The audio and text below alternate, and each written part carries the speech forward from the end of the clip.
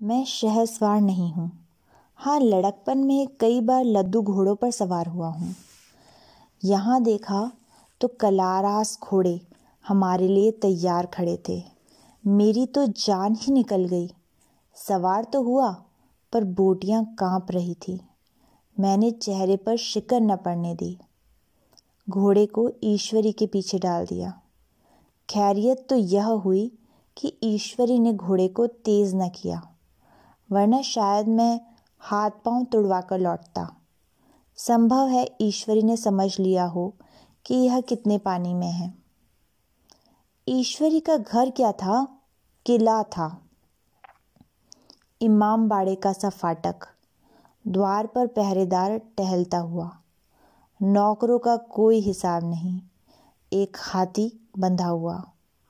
ईश्वरी ने अपने पिता, चाचा, ताऊ आदि सबसे मेरा परिचय कराया और उसी अतिशयोक्ति के साथ ऐसी हवा बांधी कि कुछ न पूछिए। नौकर चाकर ही नहीं, घर के लोग भी मेरा सम्मान करने लगे। देहात के जमींदार, लाखों का मुनाफा, मगर पुलिस कांस्टेबल को भी अफसर समझने लगे।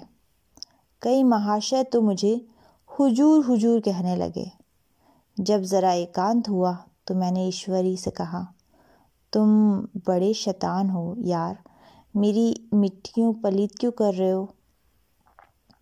ईश्वरी ने सुदृढ़ मुस्कान के साथ कहा, इन गधों के सामने यही चाल जरूरी थी, वरना सीधे मुंह बोलते भी नहीं। ज़रा देर बाद एक नाई हमारे पांव दबाने आया। कुंवर लोग स्टेशन से आए हैं, थक गए होंगे। ईश्वरी ने मेरी ओर इशारा करते हुए कहा, पहले कुंवर साहब के पांव दबा। मैं चारपाई पर लेटा हुआ था।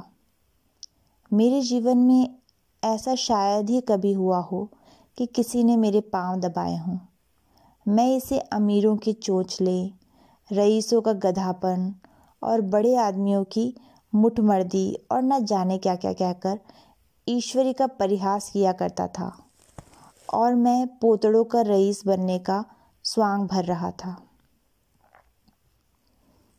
इतने में 10 बज गए। पुरानी सभ्यता के लोग थे। नई रोशनी अभी केवल पहाड़ की चोटी तक पहुंच पाई थी। अंदर से भोजन का बुलावा आया। हम स्नान करने चले।